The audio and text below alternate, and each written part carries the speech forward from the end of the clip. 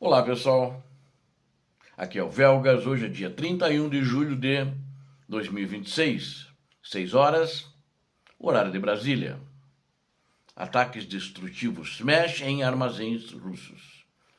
Bilhões de dólares da União Europeia para armas ucranianas. Míssil russo inadequado viola espaço da OTAN. Ou talvez eu não devesse colocar no título inadequado, que eu queria dizer que ele não é preciso. Mas vamos dizer então, míssil russo viola espaço da OTAN.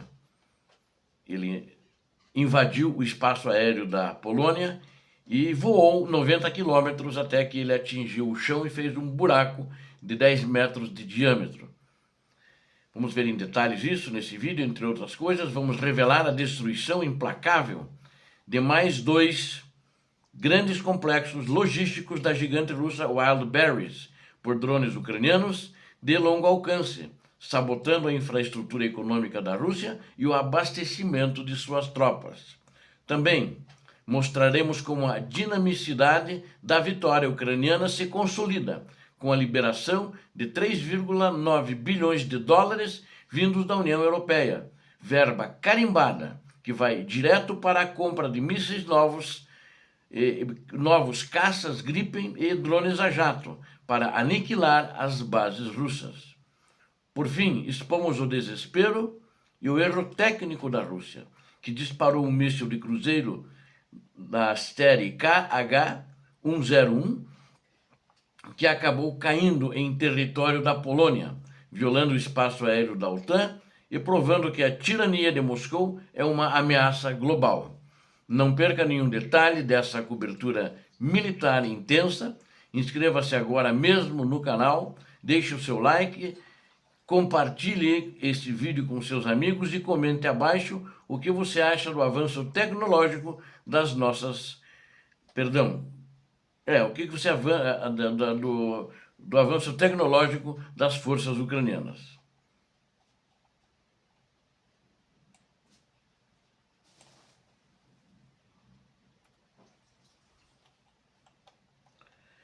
Drones ucranianos arrasam armazém de logística na Rússia. A campanha de demolição estratégica conduzida pelas forças ucranianas atingiu um novo patamar de eficiência e destruição na calada da noite do dia 30 de julho próximo passado.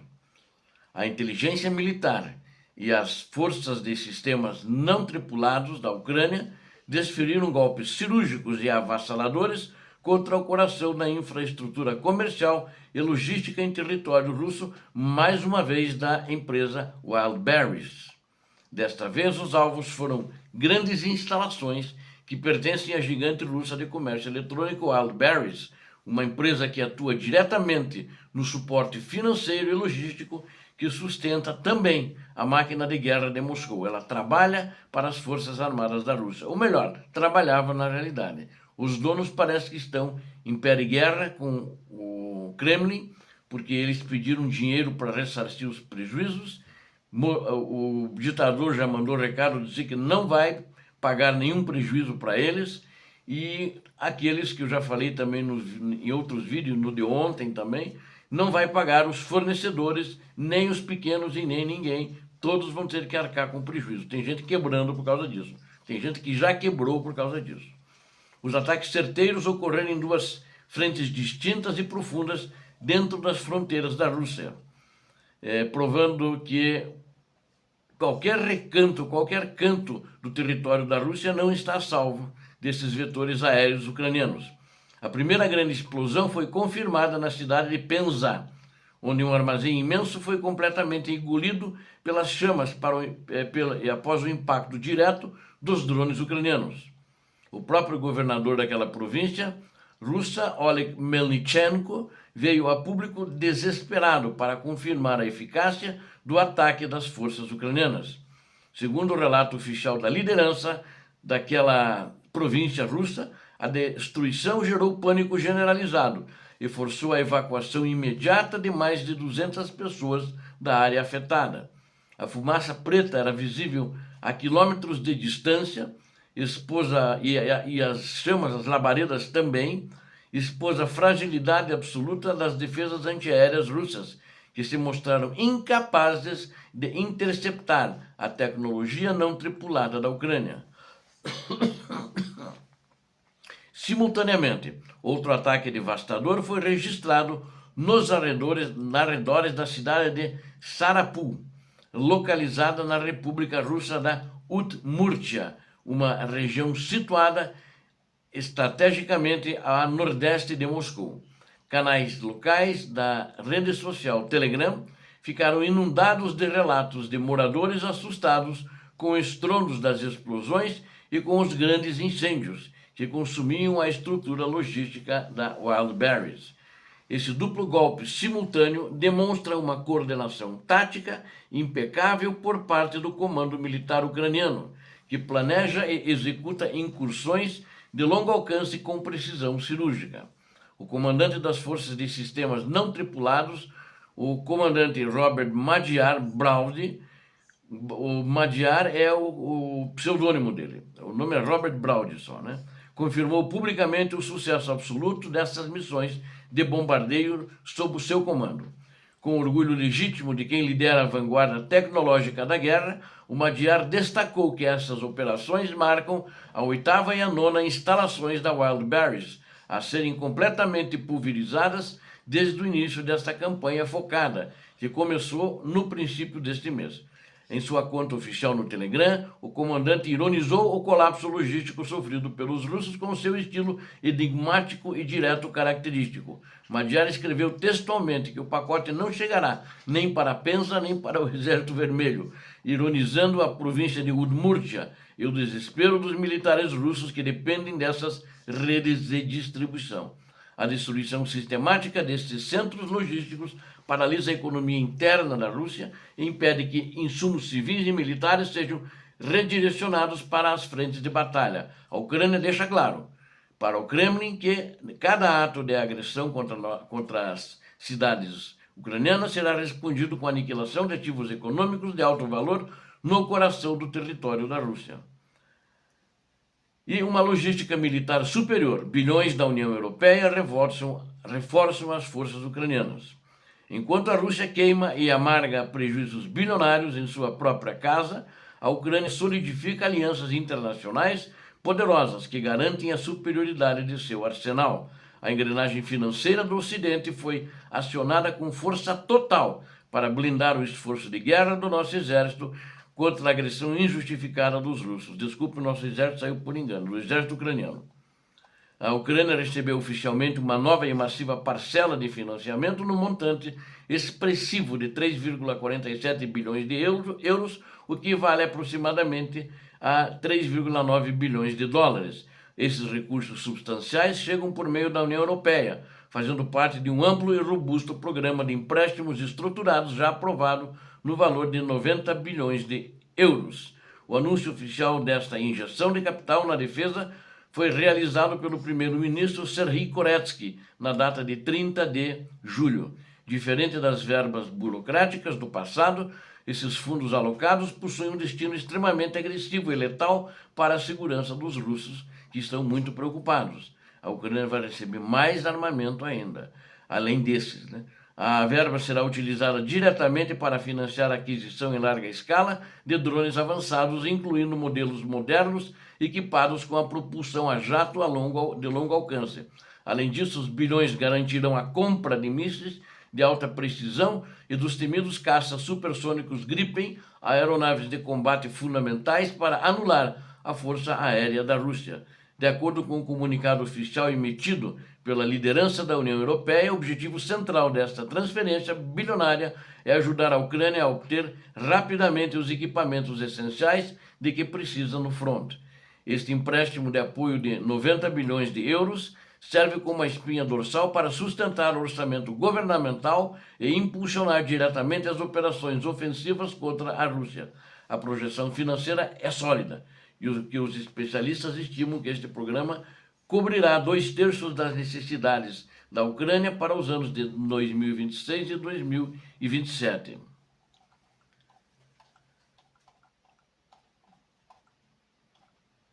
Erro tático russo míssil de cruzeiro KH-101 invade e cai na Polônia.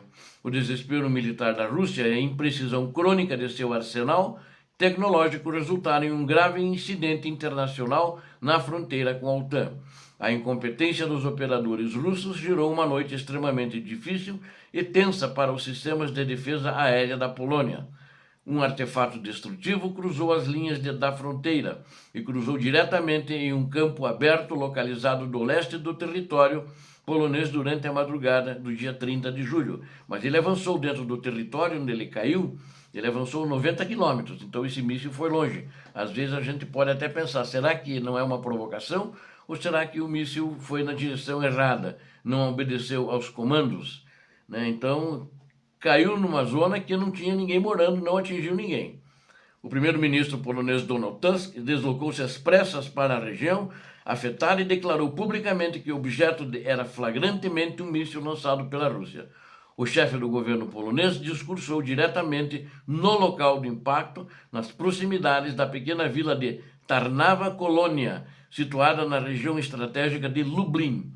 Tusk afirmou em coletiva que tudo indica que o artefato se tratava de um míssil KH-101 russo, mas pontuou que as equipes técnicas buscam ainda ter 100% de certeza sobre o tipo e a autoria do disparo. Bom, esse tipo de míssil, porque ele já vem com as inscrições, os destroços mostraram para eles que ele era russo, né? Acho que ele já tem 100%, né? A União Europeia, a OTAN principalmente, eles não estão respondendo com firmeza a Rússia. A Rússia, inclusive, já invadiu diversas vezes o território, o espaço aéreo, pelo menos em torno de quase 18, 19, 20 vezes, com drones o espaço aéreo da Polônia. Ninguém nunca abateu, deixaram, o drone caiu sozinho no lugar lá, explodiu, enfim. Então, acho que tinham que abater, né? O próprio Tusk, né, o primeiro-ministro polonês, falou ontem, em uma declaração, que nós estávamos observando o míssil e nós estávamos nos preparando para abatê-lo. Mas 90 quilômetros, o míssil balístico, ele anda muito rápido, né? É segundos que ele cruza isso. Acho que eles não estavam preparados, não. Não quero desmerecer o ministro, mas acho que ele deu isso para confortar a população. Do ponto de vista técnico e militar, o KH-101 é classificado como um míssil de cruzeiro. Ele é avançado e de longo alcance, não um míssil balístico, é um míssil de cruzeiro, perdão, mas também é muito rápido. Nas primeiras horas da madrugada de 30 de julho, o pânico tomou conta da população da região de Lublin, com o soar ensurdecedor das sirenes de alerta de ataque aéreo. Caças F-16 da Força Aérea Polonesa foram acionados em caráter de urgência, decolando para tentar interceptar a ameaça em meio a um ataque em massa que a Rússia desferia contra as cidades da Ucrânia. O ministro da Defesa da Polônia, Władysław Kosiniak-Kamysz, usou as suas redes sociais para destacar que a ameaça tornou a noite extremamente difícil para os radares e sistemas de observação poloneses. Enquanto a Polônia tentava rastrear a invasão de seu espaço aéreo, a Força Aérea da Ucrânia operava no limite de sua capacidade heróica do outro lado da fronteira. Os defensores ucranianos responderam com coragem e técnica ao disparo russo de impressionantes 74 mísseis de cruzeiro, mais mísseis balísticos e hipersônicos. O bombardeio é um número grande, 74, né? O bombardeio em massa da Rússia também contou com o lançamento de uma revoada massiva de 284 drones assassinos do tipo Shahed, fabricados pelo Irã, de origem iraniana, né? Esse foi um dos maiores ataques aéreos coordenados pela Rússia, lançados contra a Ucrânia desde o início da invasão total, demonstrando a escala brutal da violência dos russos. Exatamente às 3h40 da manhã, o Comando Operacional das Forças Armadas da Polônia detectou objeto não identificado cruzando o espaço aéreo da Aliança Atlântica. O radar polonês confirmou que pelo menos uma dúzia de mísseis russos operavam perigosamente sobre a região oeste da Ucrânia, colada na fronteira com a Europa. Os caças F-16 poloneses, enviados para interceptação, perderam o sinal do radar apenas 6 minutos após a decolagem, indicando que o momento exato em que o míssil russo se chocou contra o solo. Então, 6 minutos após a decolagem. Então, ele fez esses 90 quilômetros em 6 minutos. É muito rápido mesmo. O sistema polonês tinha que estar ativo, mas ou não recebeu ordem para atirar, né? Mais tarde, equipes a bordo de um helicóptero militar localizaram a imensa cratera aberta pelo impacto do KH-101 nas lavouras de Voivodia de Lublin. E a vila de Tarnava Colônia está localizada a uma distância de apenas 90 quilômetros da fronteira polaco-ucraniana e a 150 quilômetros da cidade de Lviv. Em Lviv, o mesmo ataque covarde da Rússia danificou edifícios residenciais e deixou pelo menos 31 civis feridos, incluindo 3 crianças indefesas. Esse é o assassino do Kremlin que ataca todas as noites a Ucrânia, a população civil. A campanha russa de terror também ceifou vidas na cidade de Kryvyi Rih, que é a cidade natal do presidente Zelensky, na região de Dnipropetrovsk, onde 6 civis morreram, incluindo 3 crianças, além de registrar uma morte na capital, Kiev. O ministro das Relações Exteriores da Ucrânia, Andriy Sybiha, denunciou o ocorrido internacionalmente e cravou o KH-101, que violou descaradamente o espaço aéreo soberano da OTAN. Obrigado a vocês que assistiram esse vídeo, conto com vocês. Inscrevam-se no canal, deem um like, compartilhem com suas redes sociais e façam seus comentários. Aqui vocês viram a verdade. Peço a Deus que abençoe a todos vocês, a Deus que abençoe a Ucrânia, que abençoe o Brasil. Paz e bem, paz para toda a humanidade. Muito obrigado pela audiência de vocês.